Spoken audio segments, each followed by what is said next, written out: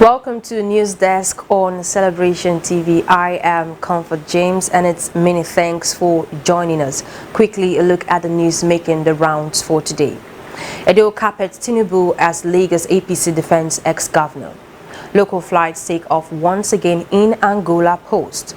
On coronavirus update, Trump denies downplaying severity of the virus. Central Bank of Nigeria unveils 200 billion naira loan for federal government social housing project. The pay too expensive for Barcelona, says Leon chief Aulas. So we thought to bring you a lineup of interesting news stories just right after this time out.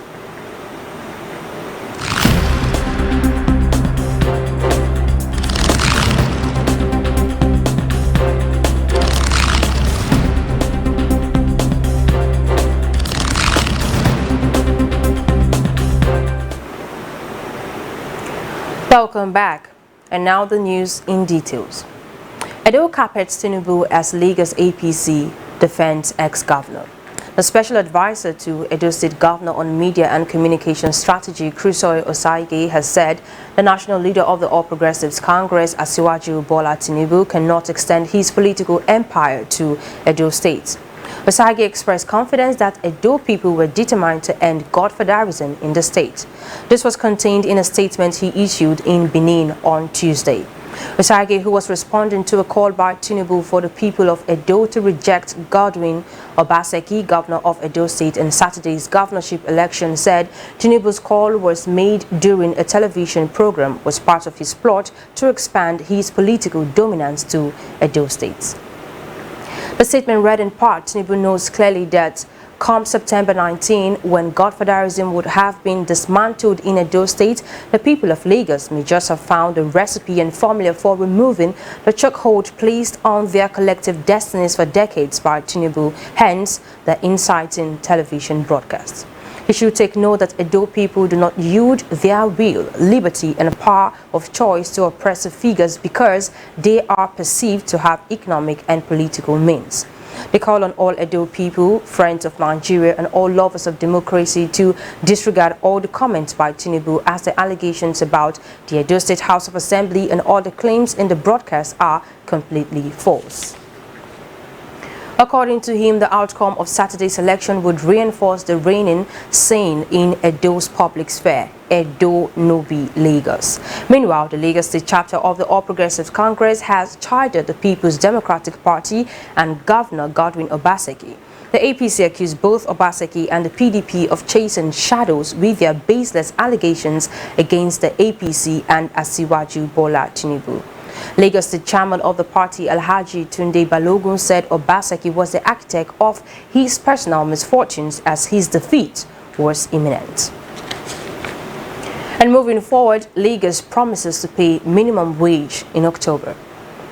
The Lagos State government has promised to pay the new minimum wage to all tertiary institutions in the state with effect from October. Some unions in the tertiary institutions had staged protests on Monday. All the executive of the unions met with the Lagos State government on Tuesday.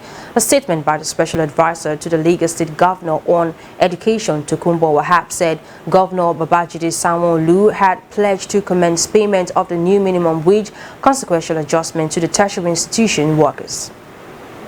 Following a meeting of relevant stakeholders on the agitations for the implementation of the new minimum wage held on Tuesday, 15th, 2020, it is hereby notified that Governor Babajide Sanwo-Olu has affirmed the state government's commitment to paying the new minimum wage to all staff of all owned tertiary institutions by the state with effect from October 2020. Government therefore expects that normalcy is sustained as they collectively strive to ensure a guaranteed future for their students and the institutions, the statement read in part. In another development, minimum wage Ogun workers declare 1-week warning strike. Workers in Ogun State have commenced a 1-week warning strike over the failure of the government to implement the new minimum wage. The state chairman of the Nigerian Labour Congress, Emmanuel Bankole, declared this after a 3-hour closed-door meeting between the leadership of organized labor and government officials, which ended in a deadlock. The workers had given the state government a 14-day ultimatum to commence the payment of new minimum wage, as failure of which they vowed to embark on the strike. The ultimatum expired today. The workers had earlier on Tuesday stormed the governor's office in Okemosa, Abeokuta, to protest against the failure of the government to begin payment of the new minimum wage and pension reform bill, among others. The leadership of the organized labor, which comprises NLC, Trade Union Congress and Joint Negotiating Council, later went into a closed-door meeting with the government.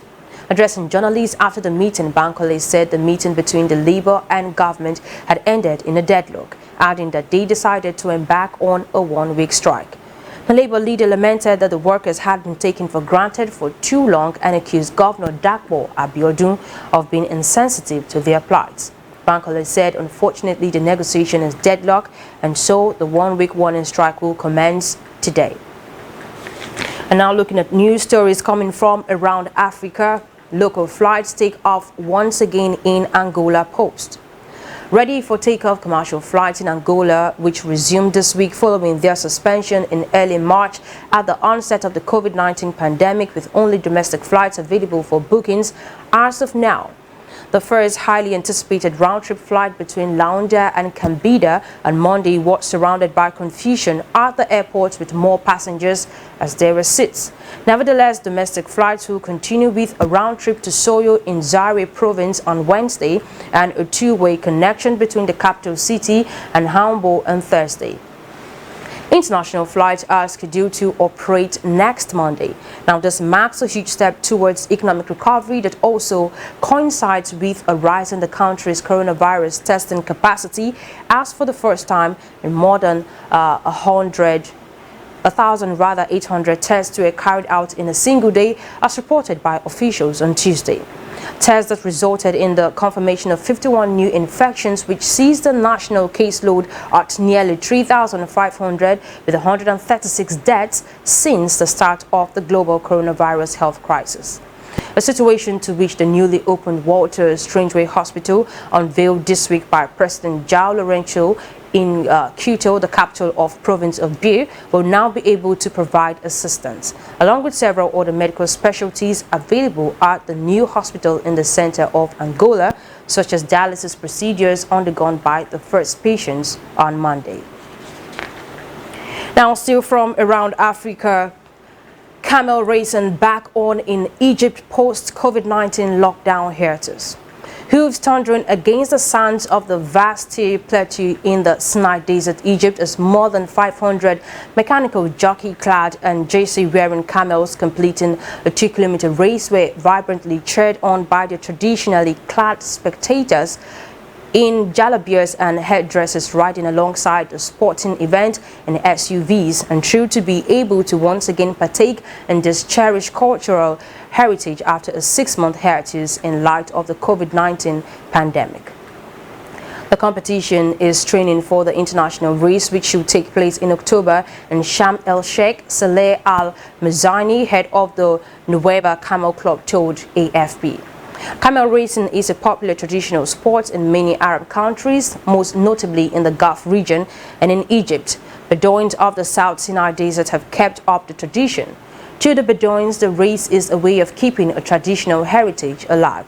Saleh El-Mouzani shared a cultural perspective on the sport. This race is considered as an ancestral heritage, and we are trying to preserve and renew it to hand it over from one generation to the next. This race has been going on for 100 years. Right now, we'll be taking a break, and when we return, we shall be looking at updates from the United States of America. Do well to stay with us.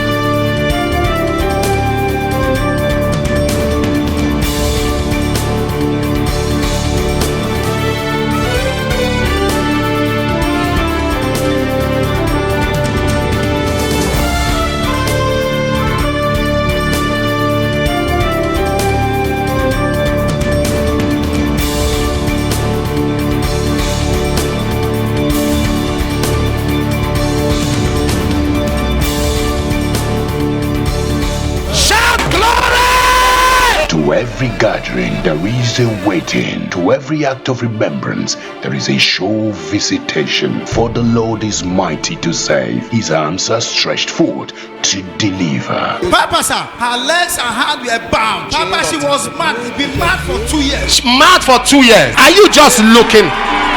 Hallelujah. September to remember 2020. Pray until something happens. Say, my father, my father. My father. As I begin to pray, Apostle Johnson and Dr. Lizzie Suleiman, happening on the 23rd through 27th September 2020 at the International Worship Center, Omega Fire Ministries headquarters, kilometer 132 Benin Okene Abuja Expressway, Auchi, Edo State, Nigeria. The time is 9 a.m. and 4 p.m. daily. For inquiries, please call. September to remember. It is time to travail.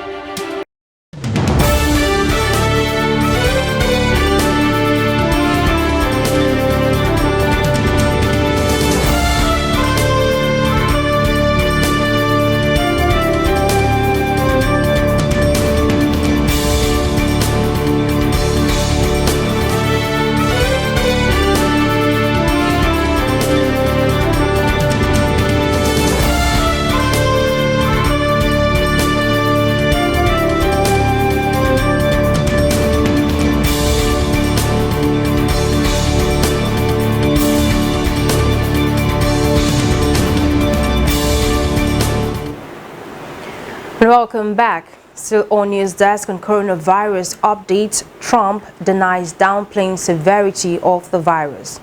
U.S. President Donald Trump has denied downplaying the seriousness of COVID-19 despite admitting it in a recorded interview to having done that.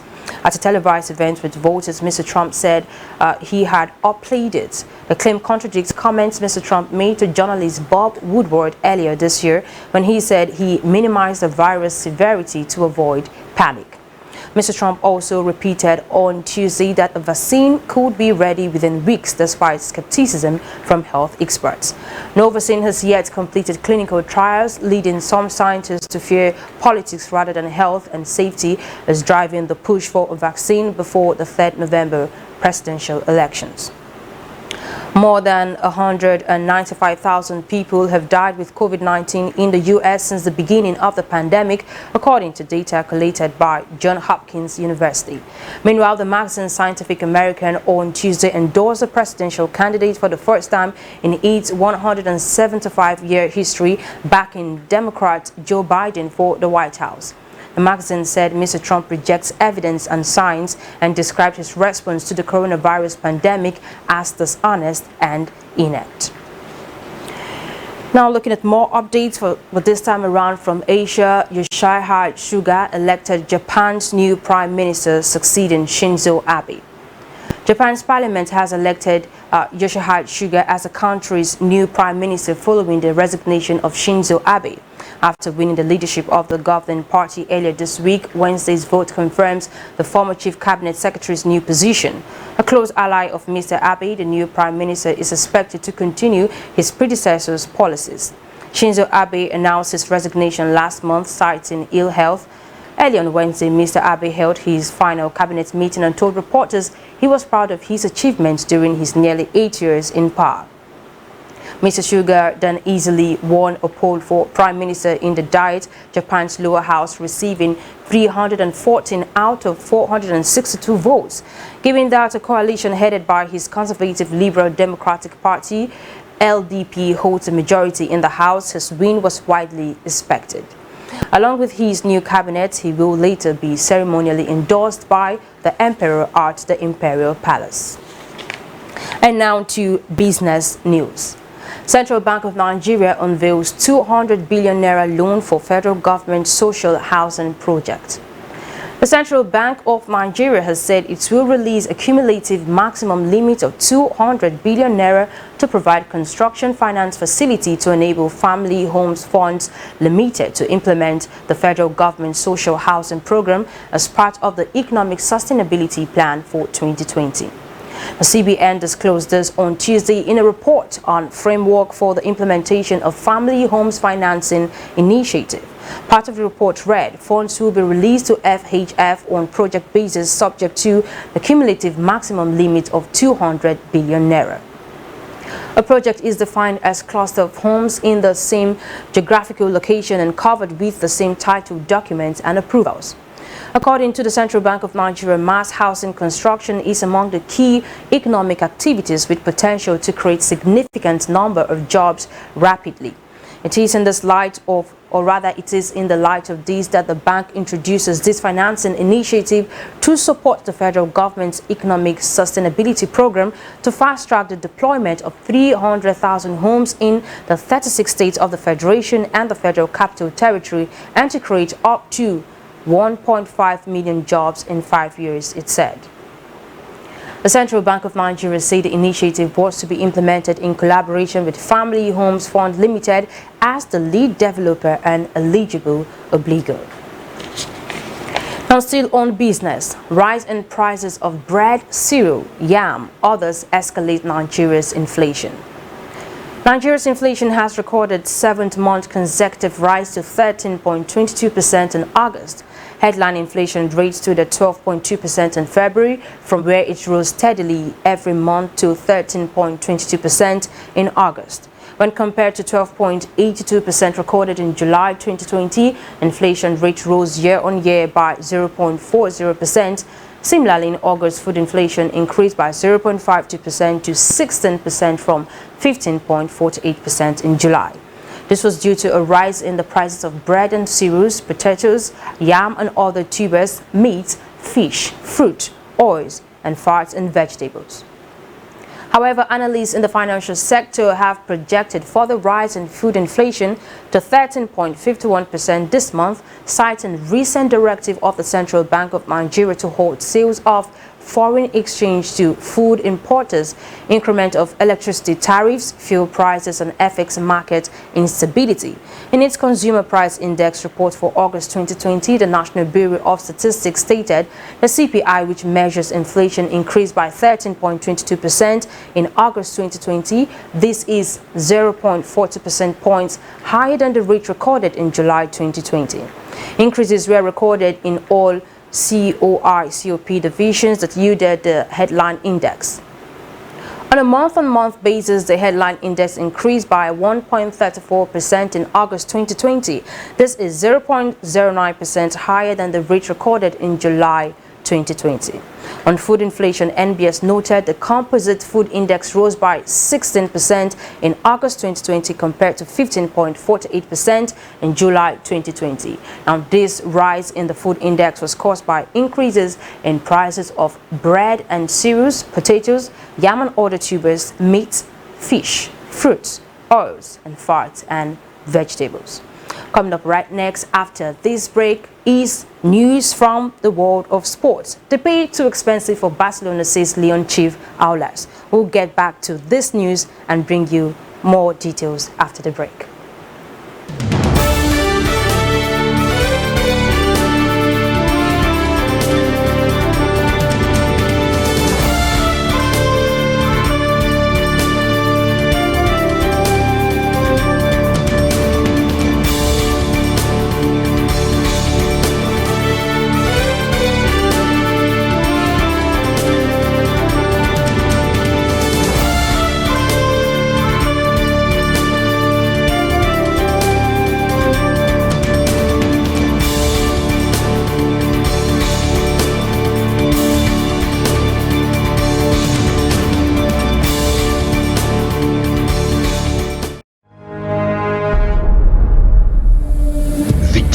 Has come for the gathering of sons to get recharged and revitalized. The church that cannot be despised is a church of testimonies. An outburst of revival.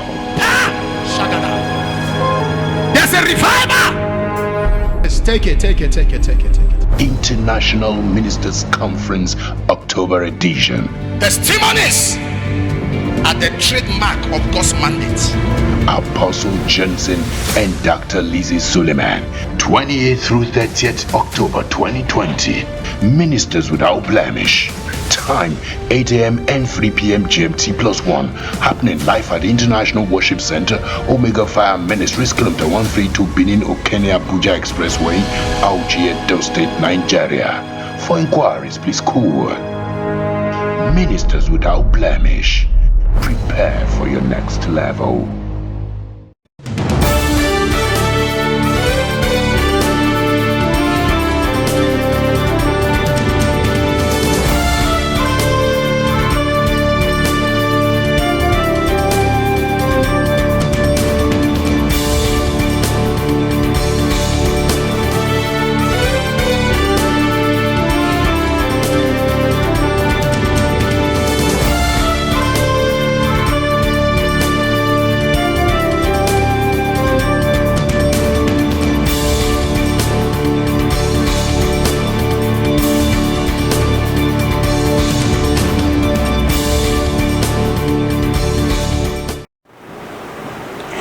Welcome back. On sports, Barcelona cannot afford to buy Memphis Depay because of the hit their finances have taken during the COVID-19 crisis, Lyon president Jean-Marc Aulas has claimed. A dramatic twist on Tuesday evening following reports that Depay was set to leave Lyon and be reunited with Roland Koeman, who until recently was his Netherlands coach at Camp Nou. The striker looked set to move to Spain in a deal costing Barcelona in the region of 25 to 30 million euros, various reports indicated. Yet the deal now looks to be off, with Aulas declaring Barcelona president Josep Maria Bartomeu personally told him the Catalan giants were in no position to make an offer. In a Twitter message, Aulas pointed to a report from Dutch newspaper The Telegraph that suggested a 30 million euros move for the 26-year-old was in the offing. Bartomeu recently said Barcelona faced losing around 30% of their budgeted income because of the coronavirus pandemic, with that figure likely to equate to somewhere close to 300 million euros. Depay has scored 46 goals in 103 leagues, won games for Lyon, Opta statistics show, since joining from Manchester United in the January 2017 transfer window. And now in another sports news, Benfica out of UEFA Champions League qualifying round. Former European Cup winners Benfica crashed out of the 2020-2021 UEFA Champions League third qualifying round on Tuesday after a shock 2-1 defeat at PAOK Salonika. Serbia winger Andrija Zivkovic scored against his former club Benfica a week after leaving them. Dynamo Kyiv also advanced to the playoff round with a 2-0 home win over Dutch side AZ Alkmaar, as did Belgians Gent after they beat visitors Rapid Vienna 2-1. PAOK's reward in a two-legged playoff against Russians Krasnodar, while Dynamo Kyiv faced Gent for berths in the money-spinning group stage featuring 32 teams. Benfica, who won Europe's Premier Club competition in 1961 and 1962, saw last season's woes spill over into this term. This was as Zivkovic, who endured 4 difficult seasons in Portugal, rubbed salt into their wounds. Having seen the domestic league and cup double go to Porto last time, Benfica missed a string of chances against PAOK in a one-sided first half as they enjoyed 72% of possession. They were punished after the break as Dimitrios Genlois poked in the opener from close range in the 63rd minute. That was after a 1-2 with Chuba Akpon, and substitute Zivkovic made it 2-0 in the 75th with a sweet shot inside the near post. Rafa Silva pulled one back with a stoppage time header, but it came too late to avoid an embarrassing defeat. And this will power pressure on manager Jorge Jesus, who returned to Benfica during the close season for a second spell in charge. And that's the size of the news for today from News Desk on Celebration TV. But here we bring you a recap of the news making the rounds. Edil carpets Tinubu as Lagos APC defends ex-governor. Local flights take off once again in Angola post. On coronavirus update, Trump denies downplaying severity of the virus. Central Bank of Nigeria unveils 200 billion naira loan for federal government social housing project. They pay too expensive for Barcelona, says Lyon chief Aulas. And now to the photo of the day. Here it says, look at all the beauty in your life and be happy. Of course, you do not need to focus on what you do not have, on what you lack. But what you need to do is focus on all that you have been able to achieve and be grateful for it. We also want to share your thoughts and suggestions on the photo of the day, so do well to reach back to us via our social media platforms. On Facebook, Celebration TV; on Instagram, My Celebration TV; on Twitter, My Celebration TV; and on YouTube, Celebration TV. The continuous transformation of our society is a collective responsibility of all. No matter the office you hold as a nation's president, a thought leader, an opinion molder, a character builder, a professional, or as a person pursuing passion, you have the duty to give your all to making the society a better place for us and the generations to come. So play your part and do it with all diligence.